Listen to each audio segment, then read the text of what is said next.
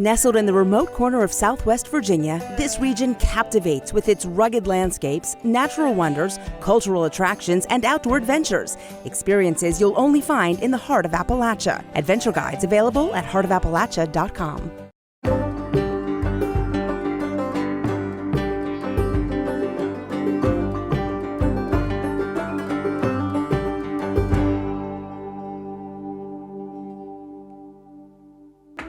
In the heart of the Appalachian Mountains, a dance tradition as old as the hills keeps time with the rhythms of fiddle and banjo. This is flatfooting, an expressive, percussive dance deeply intertwined with old-time music. Unlike clogging, which often features high-energy group performances and more rigid choreography, flatfooting is free-flowing, individualistic, and deeply connected to the pulse of the music. For generations, dancers have passed down this tradition, refining their steps on wooden porches, in community halls, and at country stores where live music fills the air. It's a dance of improvisation, where each step taps out a rhythm that blends seamlessly with the tune. We step into this rich tradition, meeting the people who keep it alive, witnessing its magic at the Floyd Country Store, and even learning a few steps ourselves at the legendary Galax Old Fiddlers Convention. So put on your scootin' boots and join us on this journey into the soul of Appalachian dance.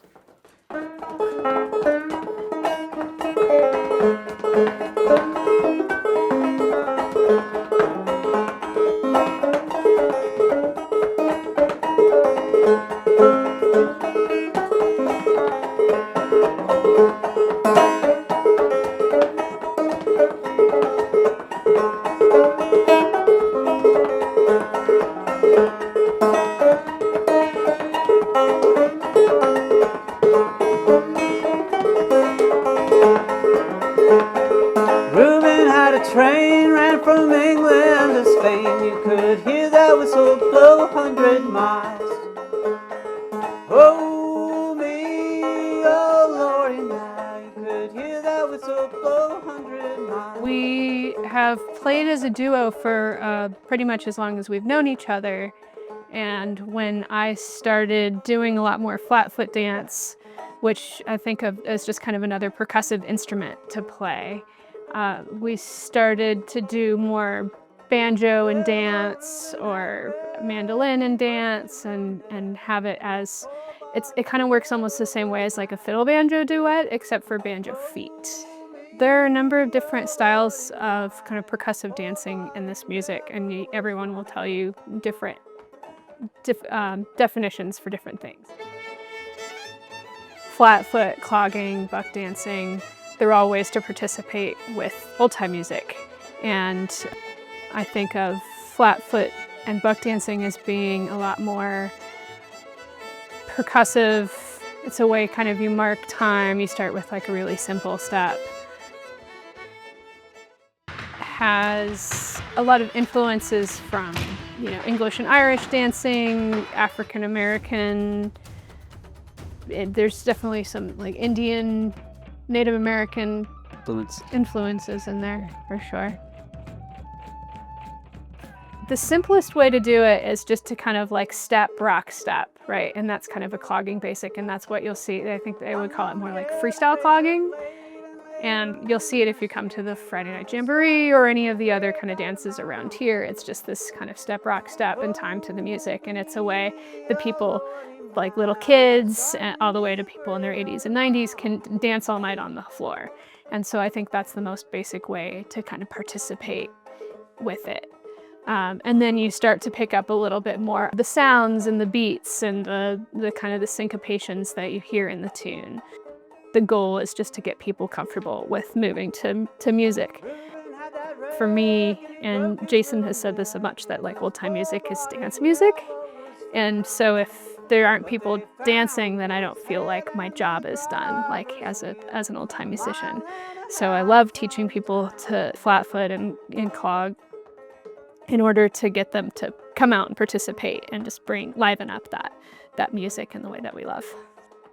I think about how how dance sort of evolved along with the music. And so one of my favorite things has always been playing for dancers, because the things that we think of as fiddle tunes and instrumental old-time music is dance music. And so when Gina started to dance and we started to work it into our performances, it elevated that a bit for me, because I've always enjoyed playing for dancers and square dances and barn dances and things like that. It's so much a part of the culture and the music that it was fun to be able to add that to what we do too.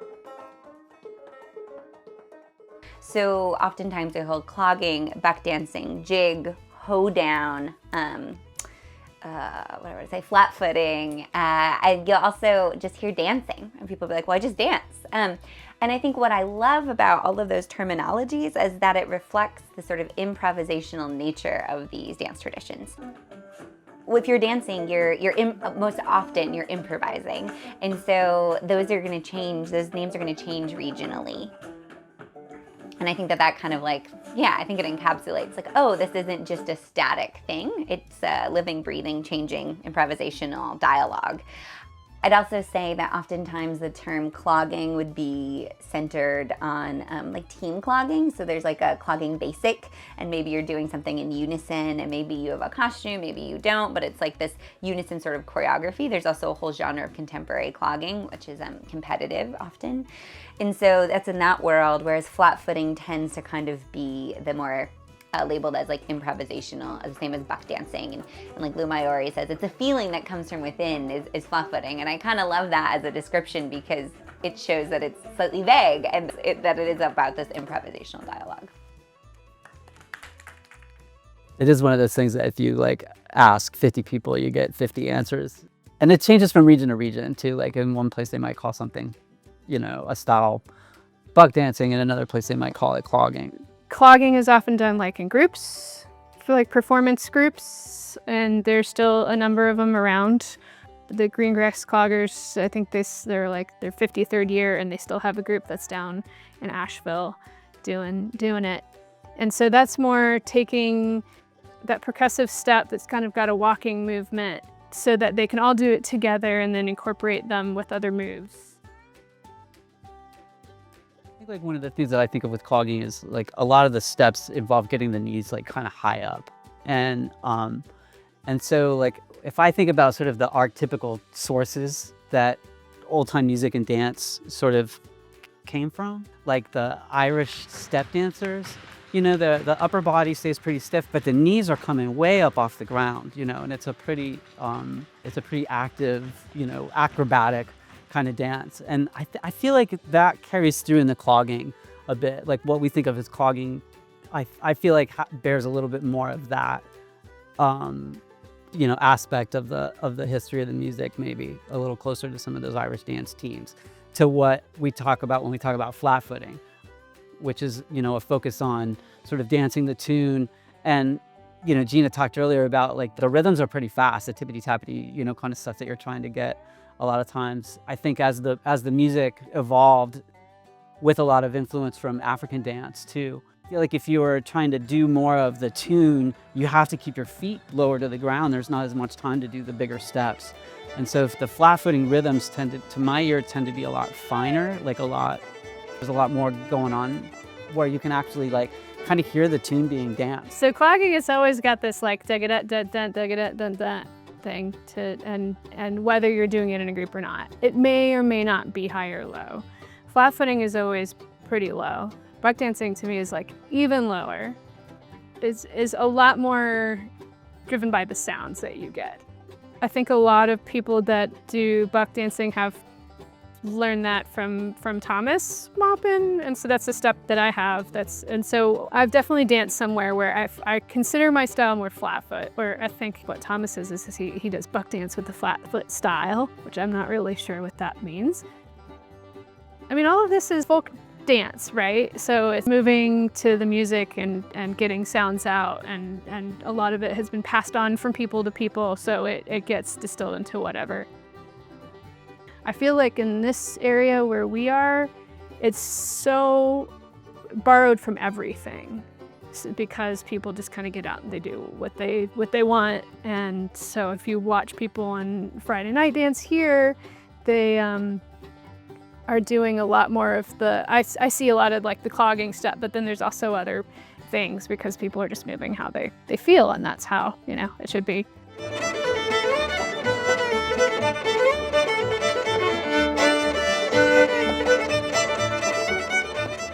The Floyd Country Store, for instance, is such a great example because I feel like the role of that Floyd Country Store isn't about virtuosity. It isn't about like the most virtuosic performer getting out there and owning the space. It's about like one dancer kind of sidling up next to another dancer, and then they have like almost a little conversation on the dance floor, and they like might shuffle or do a little basic, and then they go over and move over to somebody else who's doing it, and then move over. And so like throughout the room during like the Friday night jamboree, people will dance with each other, and they're also sharing this really powerful unison of like shuffle, step, rock, step, shuffle, step, rock, step, like this down, up, down that's happening to especially that sort of Virginia style old time music, which is hard and fast and driving, and everyone's accenting the downbeat. So there's also this amazing like chemistry that happens when it's less, when it's just kind of like locking into the rhythm, locking into other people, sharing this unison, but also inviting individual dialogue while sharing unison, which I think makes it interesting. Like people aren't doing the exact same footwork, but they are accenting the same rhythms often. And so there's this like little dialogue that happens. Also, as a dancer myself, I really enjoy those moments when you're one-on-one with another musician and you can kind of lock into the melody, or as a percussive dancer, I could play the melody, or I could play the rhythm, or I could play a counter melody. Like, and I love when it's a one-on-one exchange, but I wouldn't want to be in a vacuum. Like, I wouldn't want to only do that. I think that this tradition thrives and breathes and lives in that like communicative dialogue. I think what I love about this dance is that it owns like right now I feel like my body and my dancing is a collection. It's like an archive. It's a collection of multiple people and voices and people that come from different regions, and a lot because it's kind of an oral tradition, both the music and the dance and the vocal traditions as well. Like you get it from interaction, you get it from community, you get it from sitting across from somebody and eating a meal as equally as you get it from like dancing the corner at a square dance or sitting knee to knee playing a tune. It's about that like human connection. And that's what really draws me into it. There's many people that I can credit from giving me that kind of one-on-one attention. Eileen Carson, Sharon Leahy, Lou Maiori, Thomas Maupin, the list goes on. And I think what's also beautiful about it is that it's an intergenerational conversation. So like I'm dear friends with people in their 80s and 90s that I call on the phone and we talk philosophically about the meaning of dance. And that is equally as important as learning their steps. It's like you're learning who they are, you're carrying on their stories, you're carrying on their origins, but then you're also welcoming in your own interpretation into that dialogue. So you're passing it on, but it's also living and breathing. And so those change due to the world that we're in, or the world they were in who taught me. And that's what kind of makes it beautiful to me. So hard now, someday I'll have a little money. Don't have to work so hard. I give talk number one day, and some you talk number four. It's not this feel down, not this feel again. It's not this feel down, not this feel again. Anybody won't know what ain't got no end.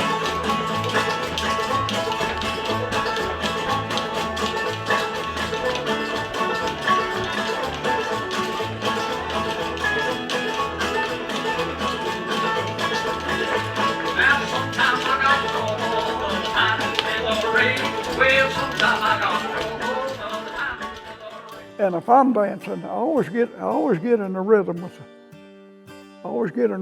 the band. And that guy right there does the same thing.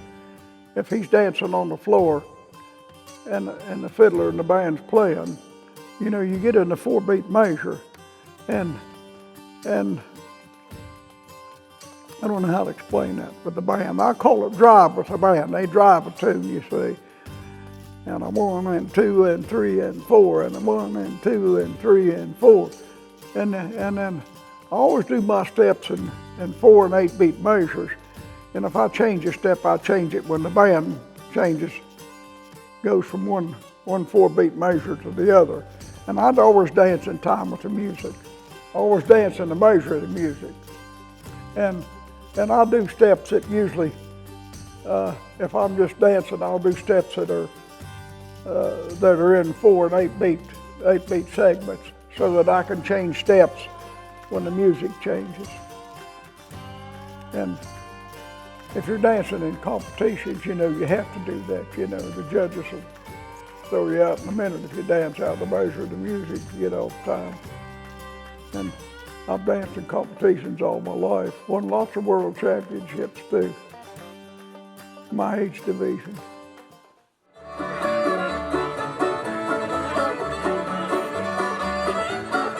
But a Fiddlers Convention is all about the local folks and regional folks who show up to participate in the contests that happen. And so there'll be fiddle contests and banjo contests and band contests and dance and flatfoot contests. During a lot of the instrument contests, there'll actually be dance boards and people flat-footing along the sides of the stage during the contest, which shows how integral, you know, the community becomes around these things. There aren't just audience members, but there's people that are participating as dancers in addition to into the music, and dance contests on stage as well. I was going to say, like, Galax is probably like one of the best known of the Fiddlers Conventions and one of the longest running.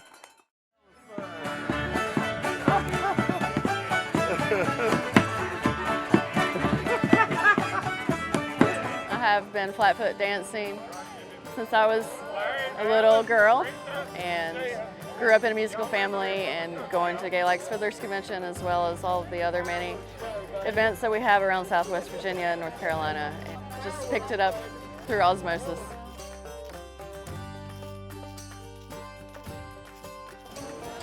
We are known for it, and for a good reason. There's about somewhere you can go every evening or day of the week and find people dancing anywhere from ages of toddler to up to probably 90 some. There's still some old dance halls left, and the music just lends itself to flatfoot dancing. It's what it makes you want to do if you're really into it. Flatfooting is more about being yourself.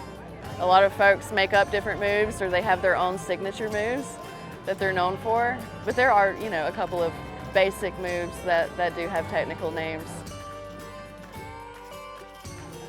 I think it's hard to have a bad time if you're flatfoot dancing or square dancing. I've said that forever. It's impossible not to smile while you're engaged in that. It's just a great way to be part of a community. It's a lot of fun, it's great exercise, it keeps people young, keeps people healthy, and a great way to socialize. This is the 88th annual Old Fiddlers Convention here in Galax, and it's been going since 1935. They've only had to shut it down twice, once during World War II and once during COVID. So it's full speed ahead, and people come from all around the world to see friends that they only see once a year and play music and dance, and we have the greatest time. It's the best celebration of old-time and bluegrass music out there. My older sister, I can remember when we were really little, I can remember her showing me the steps that she had learned, and I can remember us practicing at home. But it was just a thing. If you'll look around, you'll see all kinds of kids, gangs of children just out there dancing and having a good time, and that's my childhood. So this is another easy step that will get you dancing really quick, and for anyone who can remember as far back as the 80s pop culture, if you can remember the Running Man and get that in your mind. It's basically that, but much less exaggerated, but it's just sort of like a skip step. And if you can learn to scoot your feet back, and by the way, slick bottomed shoes work best. These are leather soled. So if you have a lot of tread, you're not going to be very successful with this sort of thing, because it's all based on sliding your feet back. But this is just the basic sort of a buck dance step is what I've heard it called. But you can start with your right foot again, and you just slide it back while picking up the alternate foot, and then again with the left. So it's just basically this. And most people can do that. It's a great workout, and then you'll see a little bit of that sometimes too, which can be a lot of fun.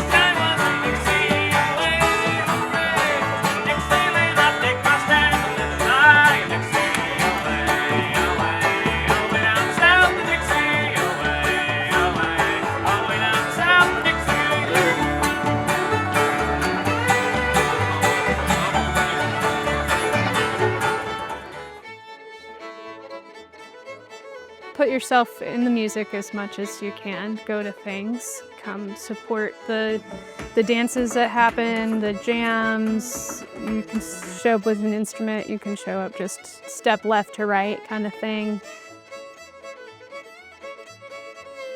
The nice thing about the jamboree or the other kind of dances that happen around are the people will really bring you in and be really excited that you one, are there and want to be involved in a little bit, and you don't have to do very much, and you don't have to feel very self-conscious because everyone's putting themselves out there, and it's you look goofy no matter what, so you just start being comfortable with looking goofy. And listen to a lot of it too, like find bands that you like. There's lots of playlists of old-time music, and find out like what tunes grab you, and it'll start getting in your head. It's like anything, we teach a lot of kids music, and some of the first tunes I teach them are like Twinkle Little Star, because it's in your head, so you can bring it out in your fingers a lot easier. So once you hear this music enough, it'll start to come out in other ways. But if you are totally unfamiliar with it, then it's hard to connect your body to it if you're dancing or if you're kind of learning an instrument. So you can get really, really far along with it just by having it playing.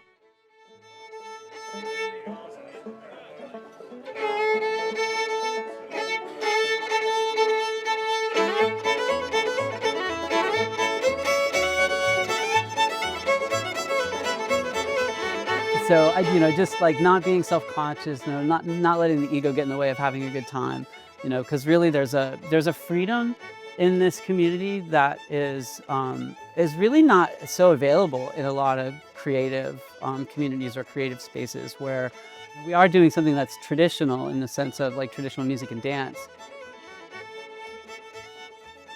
But there's a lot of freedom in the learning of it. There's a lot of freedom to make mistakes. There's a lot of freedom to just have fun with it and not necessarily worry about whether it's perfect. It's really more about having fun with your friends and in community than it is about, seeking perfection in music or time or anything.